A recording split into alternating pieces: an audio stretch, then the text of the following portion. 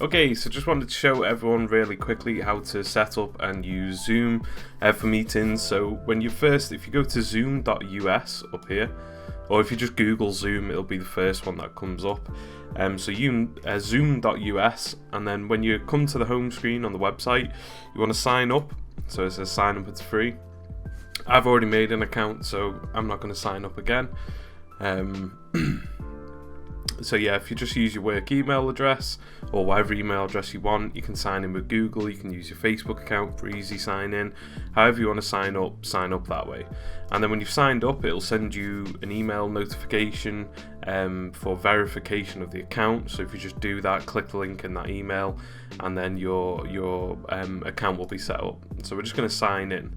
So we want to host a meeting with somebody. So I'm going to show you how to do that first. So when you first sign in, this is your sort of dashboard, and everything from your meetings, your webinars, recordings, everything is stored here, and the way you manage your account and everything like that. So we've got a basic account right now which allows us up to 40 minutes of a meeting time. Some people and some companies will have the upgraded package, which is an unlimited time on their meetings. So we're just going to go in, and you've got a few things up here: host the meeting, join the meeting, schedule the meeting. We're just going to go to, on the left hand side here on personal, and go to meetings. So we want to set up a meeting with somebody. So this was a test meeting we did before, so let's just delete that. So when you first come, it'll have this. It'll say the user does not have any upcoming meetings. There'll be nothing here. So what you want to do is go to schedule a new meeting, and then that will bring up the topic, so whatever it may be. So again, this is test meeting for tutorial, just a test. So here's the description, and then you can schedule the time of the meeting as well, and it will notify everyone who's included in the meeting as well. So we want ours for today, so click on the calendar, then today, then the time. So it's PM and AM on the right hand side. So let's say we want ours at 4 PM, and the duration, so right now the basic plan only goes up to 40 minutes, so we're just going to keep that to 30 minutes, get rid of the hour. But again, if you're on an upgraded package, you can have however long you want. I mean 24 hours if you want to go that long. So yeah, so we're just going to keep it to 30 minutes. Time zone, set time zone. You can have this as a recurring meeting as well if you have team members or staff or whatever that you need to meet with daily.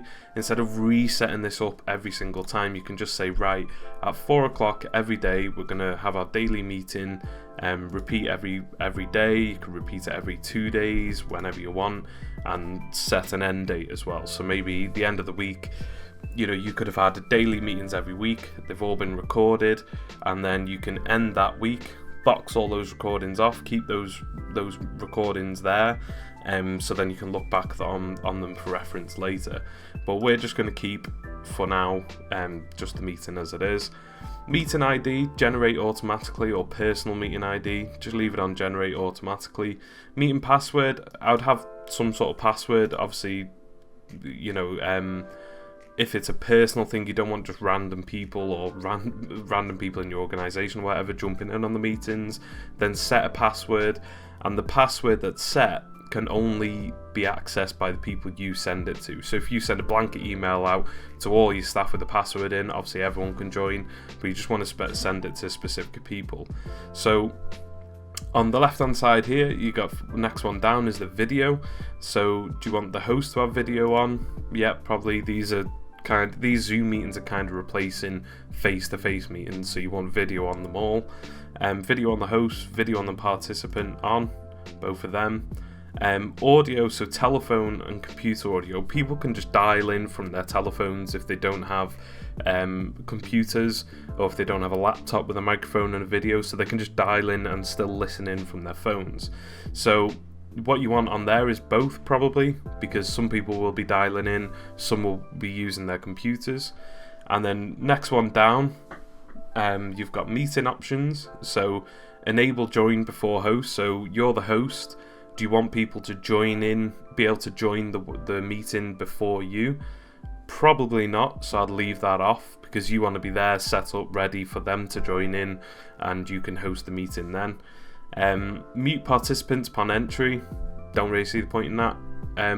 Maybe, you know, if people are just tuning in and they don't need to speak, but again, you know, we're using this for meetings, so that does that.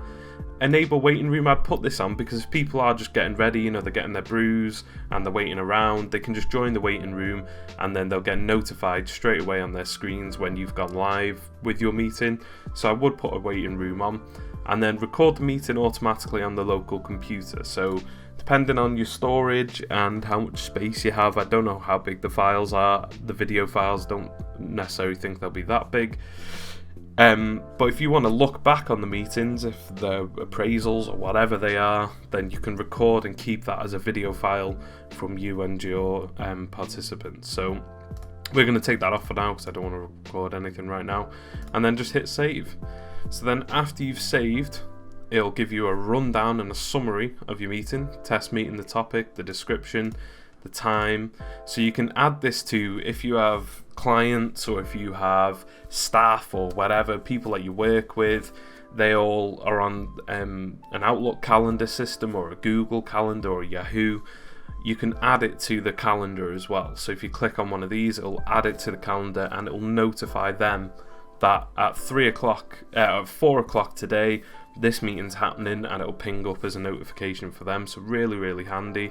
Meeting ID, that's the meeting ID for people. So this is all the information you're going to send to whoever you want to be involved in the meeting.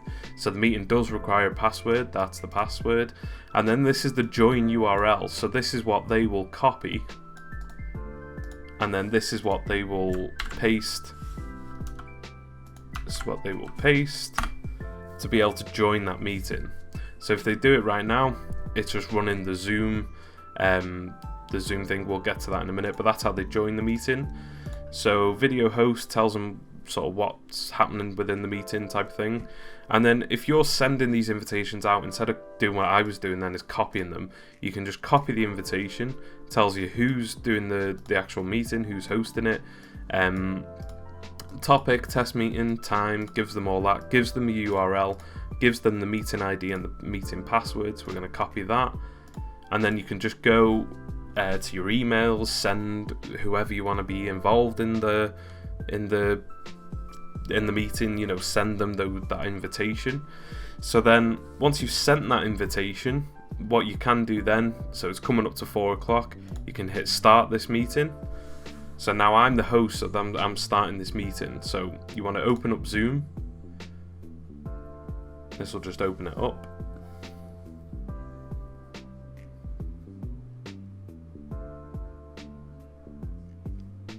There we go. So when you're on this screen, it says join with audio, join with computer audio. So I know I've got a computer, I've got a microphone, I've got a webcam, so I'm going to join with computer audio. And then you can set everything up from here. So in the case of this, so if you want to stop the video for whatever reason, your dog's running and cause the mayhem in your living room, you can stop the video and it just says the name of the person who's doing the meeting. But then you can start the video. You can mute the microphone in the bottom left, so that'll stop the microphone on my side. You can share your screen as well within Zoom, which is really, really good. So if you want to share your screen, you can say which screen you want to share. Those are all the things that's going on my computer at the moment. If people are dialed in by phone, they can still chat via text, so they can still say hello, and as the meeting's going on, people can see that information on the right hand side. You can record a message, there's all sorts of things, and then at the end when everything's done, you can just end the meeting there, end meeting for all, or just leave the meeting. So if you're a host and you've got to go but you want a discussion to keep going, just leave the meeting. But if you want to completely end the meeting, it's completely done, then end meeting for all. And I've got an update, but I'll do that later. And that's how you use Zoom. Okay, so if you want to join a meeting, you've just had an email from your manager or for one of your clients or whoever, and you want to join a meeting. So I've just copied and pasted this invitation from the meeting I scheduled in the hosting video. So again, I've got all the information here. The ones you need is the meeting ID and the password. So if you go to, on the home screen, go to join a meeting, and then it'll ask here for the meeting ID or personal link name. So the meeting ID that we've been given through email from our manager or whoever, just copy and paste that into there, click join, and it'll start to join you in now. So then we're going to open Zoom and wait for this to come on. Okay, yeah, so that's my YouTube name. So if you go Alex Perkins, enter your name and the meeting password. So then again, just get the information from the email you've been sent, click copy, paste into the meeting. Remember my name for future meetings, you can do that if you want, and then click join meeting. Please wait for the host to start this meeting. So the host is going to now start the meeting, so you can, just while you're waiting, this is sort of the lobby, this is the meeting, the waiting room, and then test computer, you can test the video out and things like that, and you can set up everything while you're waiting for your meeting. Keyboard shortcuts, don't worry about anything like that, it's pointless. So yeah, that's all the sort of things you can do in there. And then when the host joins the meeting and allows the meeting to go live, that's when it'll just instantly join you in, or send you a notification.